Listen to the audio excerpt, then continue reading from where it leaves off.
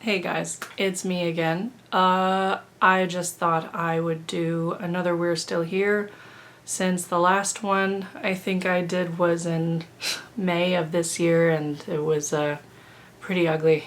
And I just thought I'd give everyone a bit of an update and maybe move on to something more pleasant. 'Cause I don't like having that be one of the last few contributions I have to this particular series.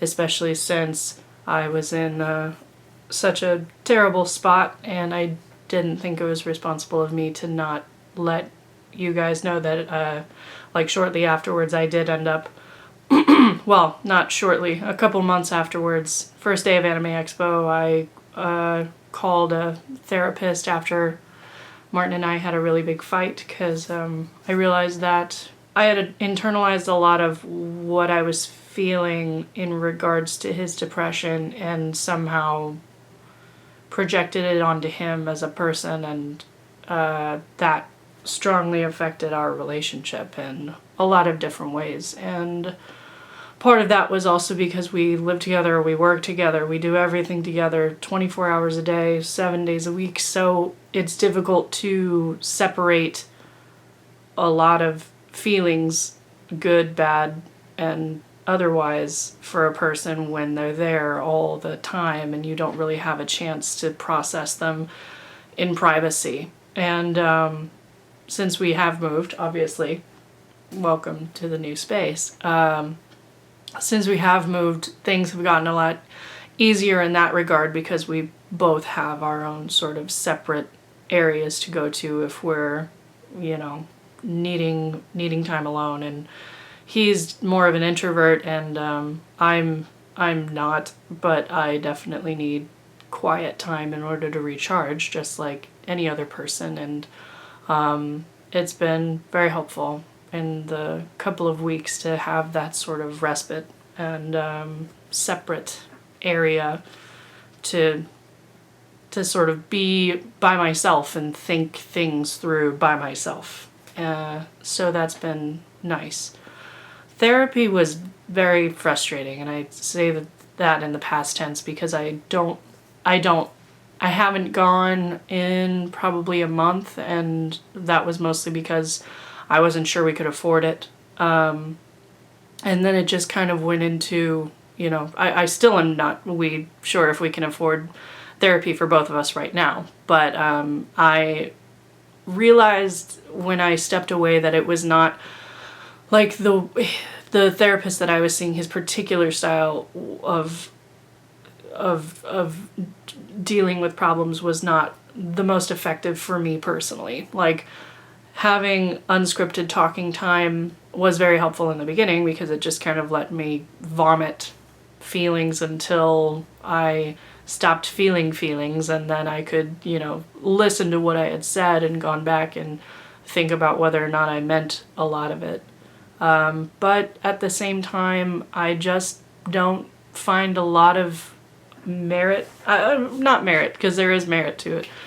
I just don't find a lot of use in it myself because I'm a very proactive, action-based, targeted person, and when the problem is this sort of giant pile of bullshit that I've been pushing off to the side for 2 years, it's a little more difficult to tackle than just talking about it, I think. I don't know. Especially because I'm also the kind of person who lives very moment by moment when it comes to their emotions, and it's hard for me to complain about things that are wrong if they didn't happen within like a couple of hours of me going to therapy. So yeah, it just wasn't for me, I don't think. But that being said, I have started engaging in other methods of therapy, which I will get into later because I'm not actually done working on those methods. But I did just want to, like, you know, put out another video and say, clearly things are in a better place for me now. They're still not great, but they're better. which is the best that you can really ask for. At certain time, like at certain points in your life, you can just kind of be like, okay, is this tolerable? Am I at a point where I'm not thinking about just dying every day, or, you know, just my internal monologue is just really loud sobbing, which it was for a long time, and maybe that should have been my first hint, but we always try and overlook things when we can, because it's easier to ignore things and then, you know, deal with a meltdown, apparently, than to take preventative steps to keep those problems from overwhelming us. Because it's hard to acknowledge the problems, and then it's hard to ask for the help that you need with those problems. And if, for those of you who are still trying to do these things on your own, I wish you the best of luck, but there's no shame in taking a step back and trying to reevaluate what works best for you. I might go back to therapy when things have kind of calmed down here with the house and everything, financially, because obviously there's a lot of investments that need to be made when you buy a house that you don't really know about until it happens. And but I might go back and see if I can try to find someone who maybe fits my personality more, and that's, I think, the most important part of therapy, is understanding when it doesn't work and asking to see someone else, because there are hundreds of thousands of people that are equipped to help you if you need it, and they all have different approaches, and yeah, I'm just not sure if that particular one was right for me, but he was good at his job, I think, and was helpful, but I think I got all that I could out of those experiences at that time. But moving on from all of that, I really wanted to talk about something that's a lot more positive to me personally, because I was definitely one of those people who held their breath when Donald Trump got elected, because, as I'm sure a lot of people felt after that was announced, you know, I was scared, because you picture crazy things like, you know, him having access to nuclear codes, and you know, as a person who's been, as a rape survivor, it's difficult trying to understand that somebody who brags about that sort of thing can get elected. And I've had to do a lot of soul searching, and in terms of how I interacted with the world and how I treat other people and how I want to be treated in the future. And I don't know, I guess at the end of the day, I was scared just like a lot of people, and now I'm just trying to find a way to enjoy life again, because, you know, we've had this super bleak, awful narrative for so long. This election season has really taken it out of everybody, and I'm tired of it. I'm really tired of hearing about it, and I know that's, a lot of people can say that's easy for me to say when they might not understand, you know, the full breadth of my personal experience. And if people just want to dismiss that, then that's perfectly fine. But right now, I personally, you know, I'm still going through a really rough patch, and it's easy to step away, and it makes life so much easier and so much better to step away from social media and just ignore that stuff, and really engage in things that make me happy for once. And right now, in this moment, I do actually feel happy. Like, for a long time, I felt like a lot of stuff has just been pointless. I'd go from screen to screen, working, playing, it doesn't matter, it's all done on the same fucking thing. And it's hard to find meaning in your life when your life revolves around creating entertainment and consuming entertainment, because, you know, these things are abstract, and it's hard to feel like you make any sort of difference, or, you know, the stuff that you do matters, or it's a lot to deal with. And one of the things that has really helped sort of, I don't know, put things in perspective or made me enjoy entertaining myself again is a show called Yuri on Ice. It's an anime. I'm sure, since, you guys are in the anime demographic, many of you already know who it is. Although those poor Mark fellows, I do feel sorry for their stumbling across this channel and entering into a whole wide world of nerdiness, new nerdiness maybe. But Yuri on Ice, for those of you who don't know, is it's a show that just started this year, this last anime season. I don't know, I've never actually followed anime seasons before. But yeah, it started this last season, and it's a sports anime, which is like a very popular genre. For anime just really loves making like soccer animes and basketball animes and baseball animes and volleyball animes. Haikyuu is one that's really popular right now, I guess. And like a lot of these sports animes tend to have, I guess they're homoerotic. I don't know. I'm not really a huge fan of the genre myself, but it's just because a lot of these shows tend to have very dense male casts, and they interact with each other in a much more friendlier and intimate way because of they're doing sports together, so there's a lot more things for people to break down and analyze, and what does this mean, and that interaction, it's so great, and blah blah blah. But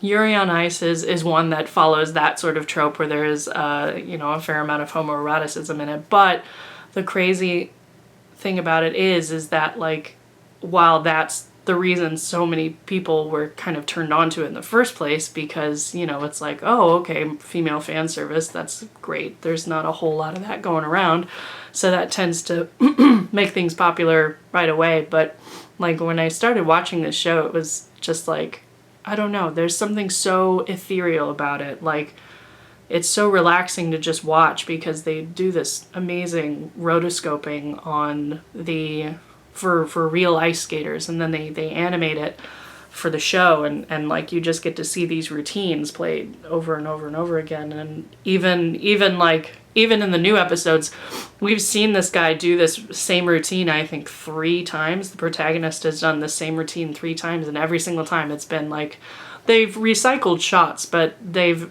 found a way to make it different every time. And like, it's just so interesting because while the protagonist is not the only one that we get to see these routines from. Like, now that we're branching out into international competition and stuff, we get to see routines performed by people all around the world. So it's really cool because you get to, they have little words thrown in from each of the skaters' home countries that they, say every once in a while, and you get to learn a little bit more, I guess, about, I don't know how much learning there is involved, but either way, it's nice because they really go out of their way to make each character, their routine really stand out and feel really different from everyone else's. It's not like you're just watching the same thing over and over again. And they punctuate between these routines with this like really subtle character development. And it's like, I don't know, like there's just something about this show that I really enjoy because it's just like, there's no pressure. I mean, the stakes are high. This guy is, working towards winning this recognition that he was not able to get previously because he had a panic attack and he just broke down and he wasn't able to deliver. And obviously, that's something we can all sort of relate to. And starting off the show with him just crying in a bathroom about how he is still an internationally renowned skater, but he's so disappointed because he placed like last in the world. It's such a strange juxtaposition to see someone be so disappointed by that, and then to see him like work his way up and get better than where he was before. It's just so exciting, and you really want to root for the protagonist. And like, I don't know. I've been talking about this for like, what, probably 5 minutes now, and I've hardly even touched on the main reason why I like it, which is the homoeroticism.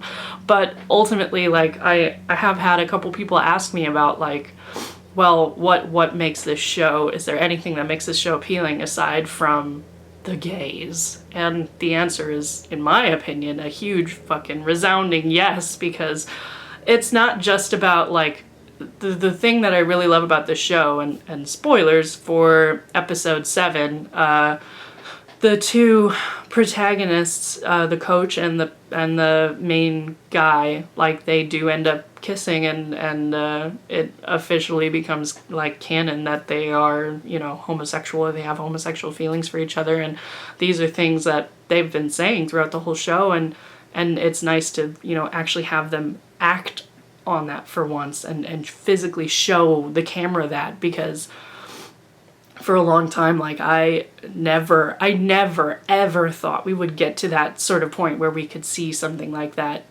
on camera, like in a mainstream animated show. I never thought we would do that. I remember sitting in my car, like 18 years old, delivering pizzas in this middle of nowhere fucking town I grew up in.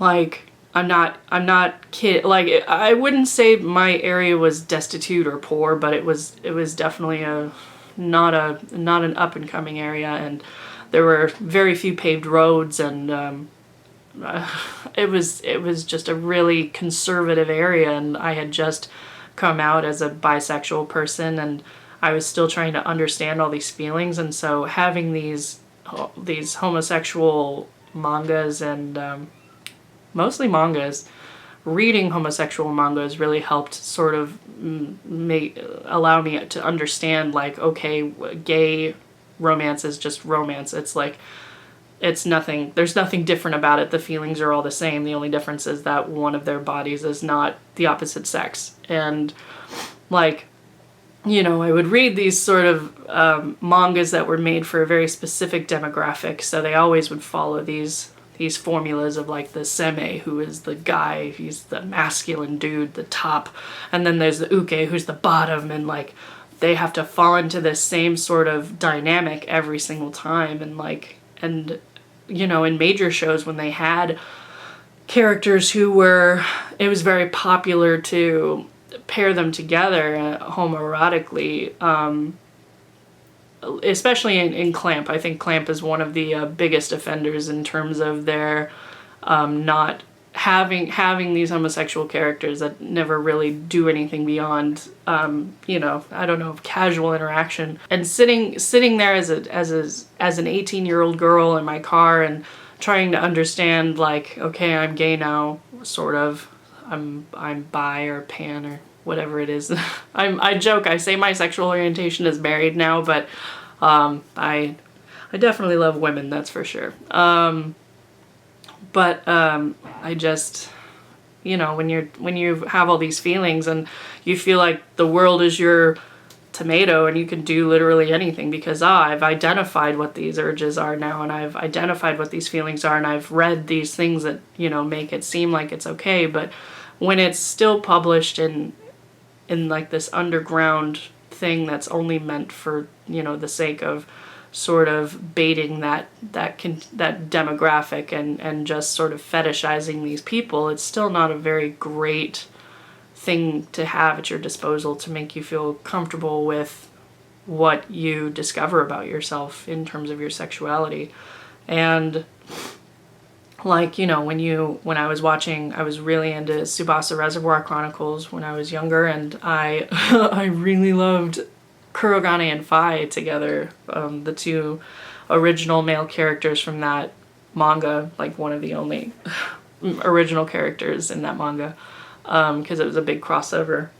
But, you know, I really loved those two together because they fit together so well, and they had all of these hints, and you could, like, oh, look at this subtext and read between the lines and blah, blah, blah, blah, blah. And, like, it was really fun, but it was also really exhausting because there's always going to be that huge, loud part of the fandom that's like, no, shut up, you're wrong, you're delusional, neither of them are gay, they're just friends? Why can't men be friends? And it's like, it gets really tiring to just be like, well, why can't men be in love together? Or why can't women be in love together? And when I watched Yuri on Ice and you know, these guys are just like, it's not even subtext, it's just text. Like, the Victor, the coach, is always like, you know, hanging off of the other guy, and they do these things together. They have these little intimate moments together where they get to know each other, and they are sort of exploring their feelings for each other in a very unspoken way, but also in a very obvious and direct way. It's just great. Like, watching the two of them kiss on camera was a revelation to me, you know, 12 years ago or however long ago it was, where it's just like, I never thought that we would see something like this ever. And I never thought that, you know, when I was sitting in my car and trying to understand like all of these things about myself and all of these things about the genre and the medium of anime that I loved, and understanding why it was so frustrating that these characters who were obviously written to be together, but they just never acted upon it in a way that was, you know, would classify them as a couple because it wasn't socially acceptable. I don't know. I just feel like I feel like a kid again. It's great.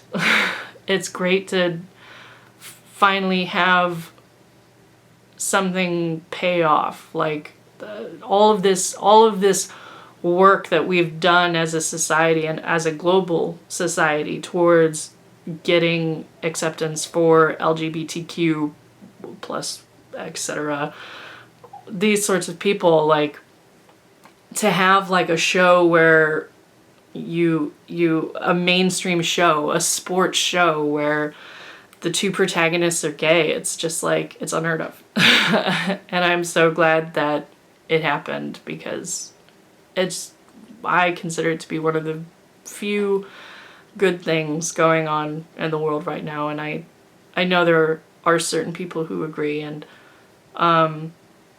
if you're having a tough time, I would honestly say go downstairs, turn on Crunchyroll, and just watch it. Like, watch the first couple of episodes, because, you know, even though it has some gay stuff in it, it's still kind of it's just very a relaxing and comforting show, because at the end of the day, there's this world where everyone cares so much about ice skating that they wrote multiple musicals about ice skating, and they, like, everyone is a skater otaku, and like they're just so into skating. And it's like, I don't know, it's just nice to have a world where everyone's interests are so pointed on something, and everyone has so much in common because they all love these athletes, and the way that the athletes also interact with each other in a way that's like, it's not very, it's just like they're super cool. They wish each other good luck, and they want each other to do well, but at the same time they really want to do the best that they can themselves. And if they lose, they don't necessarily blame anyone else. They blame themselves. And I don't know. It's just, maybe people say I'm retreating into a hug box or an echo chamber or whatever, but I don't know. Right now, it feels good to sort of have that total escapism. There's, you know, I don't know. It's nice to just completely immerse yourself in a world where everybody, at the end of the day, really cares about each other, and they want everyone to do the best that they can. And I think that's something worth celebrating, especially right now, because, you know, we all feel different right now. We all feel very singled out because of specific parts of who we are. And, you know, if you're white or female or male or POC or whatever you are, gay, straight, trans, for whatever reason, everyone's feeling particularly vulnerable about themselves, and I think that, I don't know, Yuri on Ice just, it's a nice safe haven where everyone is so different, but they're all the same and they're all just sort of working towards a common goal. And there's a lot to be said about the work that it hopefully has done in putting this out there. And I hope that it continues to blaze a trail for more content that's more homosexual friendly, because it's just, it's nice to see something completely different. Because at the end of the day, like, I don't want every show to be like Yuri on Ice. I think Yuri on Ice is probably now one of my favorite animes, which is huge.